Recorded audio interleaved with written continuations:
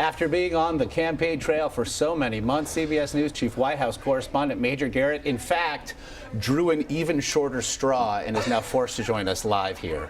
Hey, I'm in the kids' elevated chair. Yeah. I've got my sippy cup of coffee, you know, so I'm good. Welcome. And look, that's just a House of Cards reference. That's just the Frank Underwood train, right? Indeed, what's the controversy? Well, let's talk about controversies. Look, Ted Cruz trying to explain that criticism about New York values, obviously anticipating the question, so he drops a word in and says he was criticizing New York liberal values. Right, sure.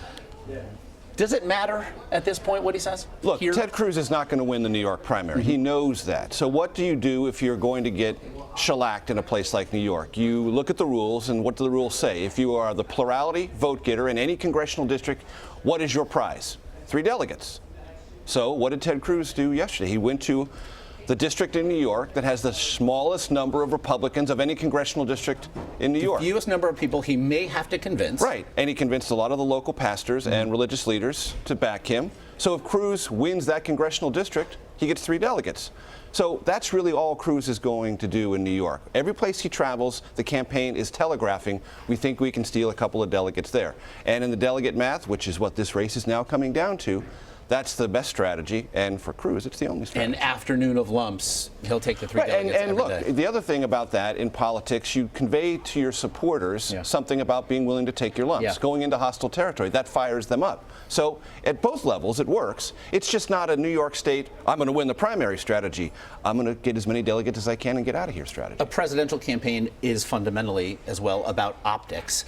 So for the Trump campaign, meanwhile, it would appear there's now a major reorganization, if nothing else, as we, of course, know the campaign manager, Corey Lewandowski, was charged with battery last week, but also as Paul Manafort was hired to look into, the massaging of delegates at the local and the state level. What can you tell us about this reorganization? It's an important moment for the Trump campaign, and Corey Lewandowski is a beloved figure by Donald Trump first and foremost, and he has the biggest vote in this entire conversation. But there was a decision that he had to make. What do? Do you keep Corey in charge of everything, every single thing, or do you delegate and give Manafort what he wants, which is a bigger structural role in 3 important tasks? Preparing for a convention, likely to be a contested convention.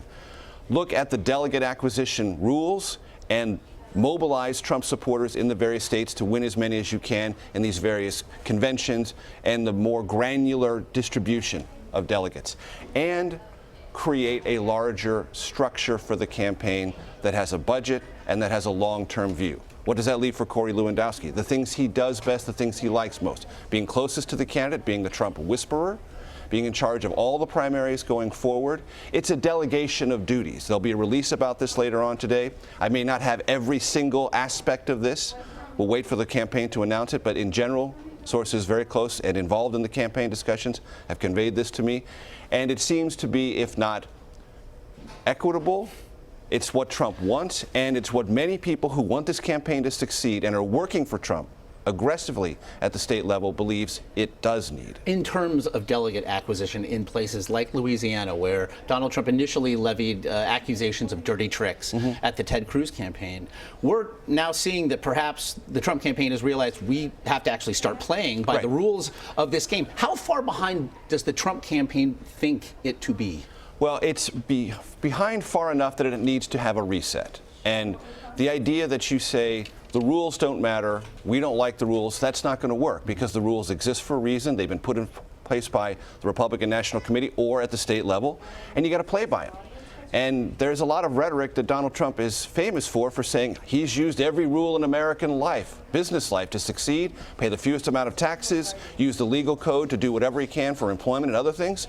So Trump has a history of figuring out the rules and maximizing the benefit.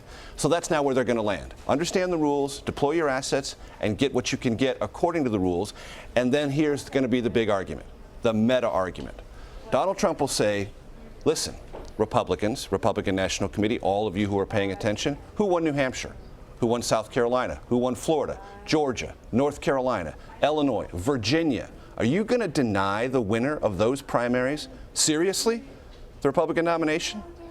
Probably not, is going to be their argument. And you ought not to do that, because if you do, through some mechanism that we can't game or manipulate as well as you can, my folks and me will exit stage left, and you'll have a divided party and a much weaker party heading into a general election. There's no telling what we might see in Cleveland in July. Major Garrett, on your way to somewhere. On my way to somewhere. We appreciate the time. Thanks.